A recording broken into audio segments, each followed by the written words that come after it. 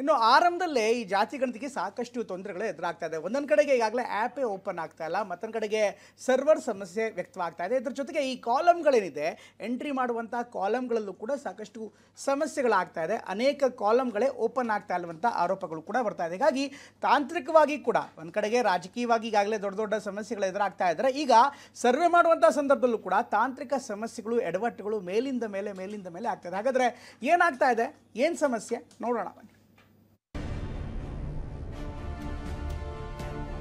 You're standing in the same place. Number into other barrier, ಇದೆ ಬೇರೆ. ಸ್ವಲ್ಪ OTP ಬರುವಾಗ ಪ್ರಾಬ್ಲಮ್ ಆಗ್ತಾ ಇದೆ ಸರ್. ಸರ್ವರ್ ಎರರ್ ಅಂತ ಹೇಳ್ಬಿಟ್ಟು ಬರ್ತಾ ಇದೆ. ಮೇಲಿಂದ ಮೇಲೆ ಅಪ್ಡೇಟ್ ವರ್ಷನನ್ನು ಹಾಕ್ತಾನೆ ಇದ್ದಾರೆ, ಆದರೂ ಯಾವುದೂ ಒಂದು ಕೂಡ ಓಪನ್ ಆಗ್ತಿಲ್ಲ, ಎರರ್ ಅಂತ ಬರ್ತಾ ಇದೆ. ನಾವು ಡೇ ಟು ಡೇ ನಾನು ಮಾನಿಟರ್ ಮಾಡೋದಿಲ್ಲ, ನನ್ನ ಕೆಲಸ ಅಲ್ಲ ಅದು. ಅಂದರೆ ಇದು 15 ದಿನದಲ್ಲಿ ಇದು ಸಮೀಕ್ಷೆ ಮುಗಿಯೋದಿಲ್ಲ, ಕಡಿಮೆ ಅಂದರೆ ಇದು 3 ತಿಂಗಳು ಬೇಕಾಗುತ್ತೆ. ಸಾಮಾಜಿಕ, ಶೈಕ್ಷಣಿಕ ಹಾಗೂ ಆರ್ಥಿಕ ಸಮೀಕ್ಷೆ ಸಮಸ್ಯೆಯಾಗಿ ಬದಲಾಗಿದೆ. ನಿನ್ನೆಯಷ್ಟೇ ಹಿಂದುಳಿದ ವರ್ಗಗಳ ಆಯೋಗ ಸಮೀಕ್ಷೆ ಶುರು ಮಾಡಿದೆ. ಶಿಕ್ಷಕರನ್ನ ಮನೆ ಮನೆಗೆ ಕಳಿಸಿ ದತ್ತಾಂಶ ಕಲೆ ಹಾಕ್ತಿದೆ. ಆದ್ರೆ ಸಮೀಕ್ಷೆಯುದ್ದಕ್ಕೂ ಬರೀ ಸಮಸ್ಯೆಗಳೇ ಕಂಡು ಬರ್ತಿದ್ದು ರಾಜ್ಯ ಸರ್ಕಾರಕ್ಕೆ ಹೊಸ ತಲೆನೋವು ಶುರುವಾಗಿದೆ. ಈ ಬಗ್ಗೆ ಎಳೆಯಾಗಿ ತೋರಿಸ್ತೀವಿ ನೋಡಿ. ಸತ್ತ ಶಿಕ್ಷಕರ ಹೆಸರನ್ನು ಗಣತಿ ಕಾರ್ಯಕ್ಕೆ ಆಯ್ಕೆ. ಬೆಳಗಾವಿಯಲ್ಲಿ ಶಿಕ್ಷಣ ಇಲಾಖೆ ಎಡವಟ್ಟೊಂದನ್ನ ಮಾಡಿಕೊಂಡಿದೆ.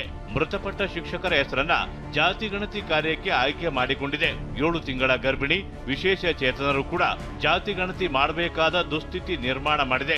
ನೀವೇ ಪರಿಹಾರ ಕೊಡಿ ಅಂತ ಅಳಲು ತೋಡಿಕೊಳ್ತಿದ್ದಾರೆ ಇಲ್ಲಿನ ಶಿಕ್ಷಕರು. ನನಗೀಗ ನಾನು ಫಿಸಿಕಲ್ ಹ್ಯಾಂಡಿಕ್ಯಾಪ್ಟು ಇದ್ದೀನಿ, ಪ್ರೆಗ್ನೆನ್ಸಿ ಇದೆ, 7 ಮಂತ್ಸ್ ಇದೆ ಸರ್. ಬೆಡ್ ರೆಸ್ಟ್ ಹೇಳಿದ್ದಾರೆ ಪೂರ್ತಿಯಾಗಿ, ಆದರೂ ಕೂಡ ಗಣತಿ ಹಾಕಿದ್ದಾರೆ. ಹೇಗೆ ಮಾಡೋದು ಅಂತ ಅವರೇ ನಮಗೆ ಪರಿಹಾರ ಸೂಚಿಸಬೇಕು. ಇನ್ನು ಶಿವಮೊಗ್ಗದ ಶಿಕ್ಷಕಿಯೊಬ್ರು ಸಮೀಕ್ಷೆಗಿಳಿದಿದ್ರು. ಬಸವನಗುಡಿ ಮನೆಯೊಂದಕ್ಕೆ ತೆರಳಿದ್ರು. ಇಲ್ಲಿ ಸಮೀಕ್ಷೆ ಮಾಡ್ತಿರುವಾಗಲೇ ಸರ್ವರ್ ಕೈ ಕೊಟ್ಟಿದೆ. OTP ಬಾರದೆ ಶಿಕ್ಷಕಿ ಪೀಕಲಾಟಕ್ಕೆ ಸಿಲುಕಿದ್ರು. ಸರ್ವರ್ ಸಮಸ್ಯೆಯಿಂದ ಗಂಟೆಗಟ್ಟಲೆ ಒಂದೇ ಮನೆಯಲ್ಲಿ ಉಳಿಯಬೇಕಾದ ಸ್ಥಿತಿ ನಿರ್ಮಾಣವಾಗಿತ್ತು. ಮೇಡಮ್, ನೀವು ಎಷ್ಟು ಗಂಟೆಗೆ ಬಂದ್ರಿ ಮೇಡಮ್? ಏನು ಸಮಸ್ಯೆ ಆಗ್ತಿದೆ ಇಲ್ಲಿ ಸರ್ವೆ ಮಾಡ್ಲಿಕ್ಕೆ ನಿಮಗೆಲ್ಲ? ಸರ್ ನಾನು ಬಂದಿದ್ದು 11 ಗಂಟೆಗೆ ಬಂದಿದ್ದೆ ಸರ್. ಅರ್ಧ ಆಯಿತು ಸರ್. ಆಮೇಲೆ ಸ್ವಲ್ಪ OTP ಬರುವಾಗ ಪ್ರಾಬ್ಲಮ್ ಆಗ್ತಾ ಇದೆ ಸರ್. ಸರ್ವರ್ ಎರರ್ ಅಂತ ಹೇಳ್ಬಿಟ್ಟು ಬರ್ತಾ ಇದೆ, ಸ್ವಲ್ಪ ಸ್ಲೋ ಆಗ್ತಾ ಇದೆ ಸರ್. ಸರ್ವರ್ ಸ್ವಲ್ಪ ಫಾಸ್ಟ್ ಆದರೆ ಸ್ವಲ್ಪ ಬೇಗ ಮಾಡ್ಕೊಂಡು ಹೋಗ್ಬೋದು. ರಾಯಚೂರು ನಗರದ ಗಂಗಾ ನಿವಾಸ ಏರಿಯಾದಲ್ಲಿ ಸಮೀಕ್ಷೆಗೆ ಹೋದ ಗಣತಿದಾರರು ಪರದಾಡಿದ್ದಾರೆ. UHID ನಂಬರ್ ಗುರುತು ಮಾಡಿದ ಮನೆಗೆ ಹೋಗಿದ್ದಾರೆ. ಈ ವೇಳೆ ಆಪ್ನಲ್ಲಿ ಮಾಹಿತಿ ಸಿಗದೆ ಗಣತಿದಾರರು ವಾಪಸ್ಸಾದರು. ಇಲ್ಲಿಗೆ ತೋರಿಸ್ತಾರೆ. You're standing in the same place. ನಮಸ್ತೆ. ನಂಬರ್ ಬರಲ್ಲ ಸರ್, ಅದು Number into other barrier, ಇದೆ ಬೇರೆ. ಯಾದಗಿರಿಯಲ್ಲಿ ಜಾತಿ ಸಮೀಕ್ಷೆ ಇನ್ನೂ ಶುರುವಾಗಿಲ್ಲ.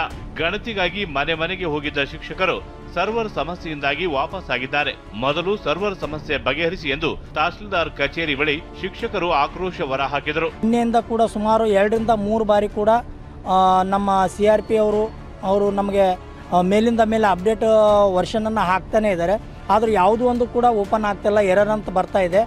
ಅದು ಓಪನ್ ಆದಂಗೆ ಆಗ್ತದೆ, ಆಟೋಮೆಟಿಕ್ಕಾಗಿ ಮತ್ತೆ ಕ್ಲೋಸ್ ಆಗ್ತದೆ, ಮತ್ತೆ ಬಂದು ಮೊಬೈಲ್ ನಂಬರ್ ಎಂಟ್ರಿ ಆಗ್ತಕ್ಕಂಥ ಒಂದು ಪರಿಸ್ಥಿತಿ ಆಗ್ತದೆ. ಎಷ್ಟು ಬಾರಿ ಪ್ರಯತ್ನ ಮಾಡಿದ್ರು ಕೂಡ ಇನ್ನೂ ಅದು ಟೆಕ್ನಿಕಲ್ ಇಶ್ಯೂ ಇನ್ನೂ ಕ್ಲಿಯರ್ ಆಗ್ತಾ ಇಲ್ಲ.